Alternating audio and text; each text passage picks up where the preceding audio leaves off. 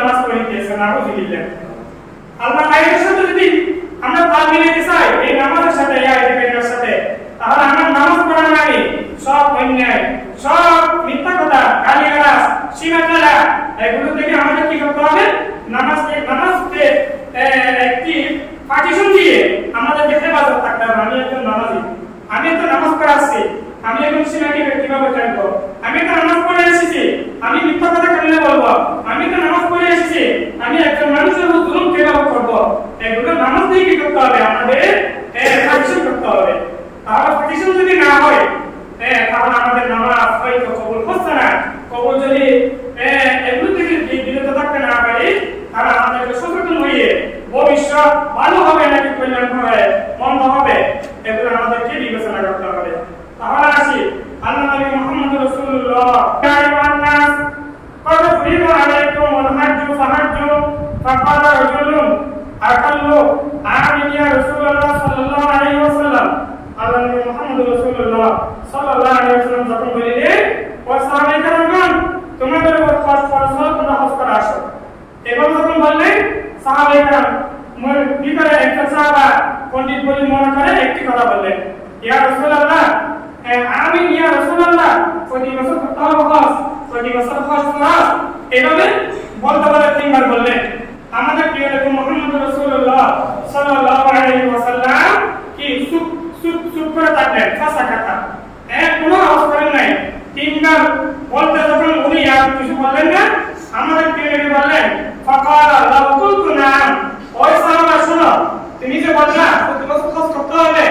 এটা কি আমি কম জানি প্রতি বছর করতে হবে আর বলতে ভুলে গেছি তুমি এটা মনে করছো না আমার খুব মনে আছে আমি বললাম তোমাদের উপর হজ করা সেটা হজ করা আছে আর তুমি বললাম একটি বিশুদ্ধ মনে করে প্রতি বছর করতে হবে নাকি ইয়া রাসূলুল্লাহ আর আমি কোনো উত্তর করি নাই যদি উত্তর করিতাম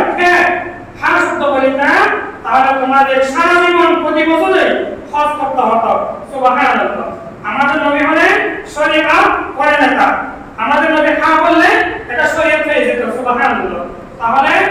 আমাদেরকে বিশুদ্ধ আছেন কোন ব্যক্তি আলেম যখন কোন কথা বলবেন নবীরা যখন কোন কথা বলবেন বারবার অতীতে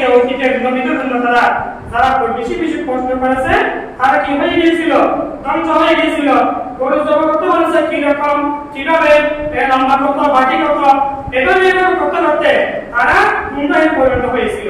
অন্যভাবে তিনি যে কথা বলিলেন কিন্তু আমি বলতে পারতাম তোমাদের উপর প্রতি বছর হজ ফরজ করা গেল আমি কি বলতে পারতাম না আমাদের নবী বললেন না আমি এরকম বলি নাই আমি বললাম যাও তোমাদের উপর হজ ফরজ হয়েছে তোমরা যারা উচিত আছো এখনই হজ করা সেটাও বললাম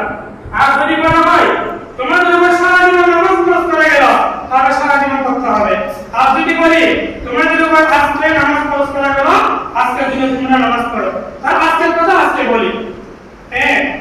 প্রিয় নবী মুহাম্মদ রাসূলুল্লাহ সাল্লাল্লাহু আলাইহি ওয়াসাল্লাম বলেন লাউ আজাবা তোমাদের উপর ওয়াজিব হয়ে যেত প্রতি বছর কি করা হজ করা ওয়ালি মাসতাতাতুম সুম্মা ক্বালা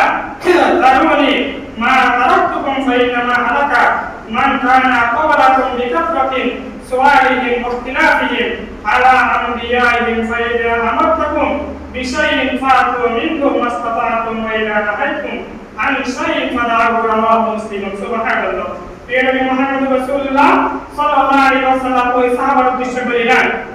অতীতের উম্মতরা ধ্বংস হয়ে গিয়েছিল বিভ্রান্ত হয়েছিল এই জন্য কিছু প্রশ্ন করেছিল নবী একটা কথা বলিল আরেকটি প্রশ্ন করিল আরেকটি উত্তর করিল আরেকটি প্রশ্ন করিল এভাবে করতে করতে আর তুমি কি দরকার ছিল সুজা তুমি গিয়ে হস্তের রাস্তা আর প্রশ্ন করো কোনো আর এখানে কোনো কাজ ছিল না এই জন্য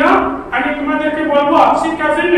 তোমরা ভবিষ্যতে আর কোনো কি প্রশ্ন করবে না যদি প্রশ্ন করো আমি যদি বলি হ্যাঁ হ্যাঁ শব্দ বলি তাহলে শরীয়ত এটা তোমাদের জন্য কঠিন হয়ে যাবে প্রতিবাদ খোঁজ করা এত কঠিন হয়েছে তো আমাদের জন্য জায়গা সম্পত্তি গড়ত করা যেটা আছে এটা বেশি হলেও খোঁজ না করলে জাহান্নামে যেতে হবে এমন হবে না আমাদের নবী যদি বলতেন প্রতি বছর তোমাদের উপর খোঁজ খরচ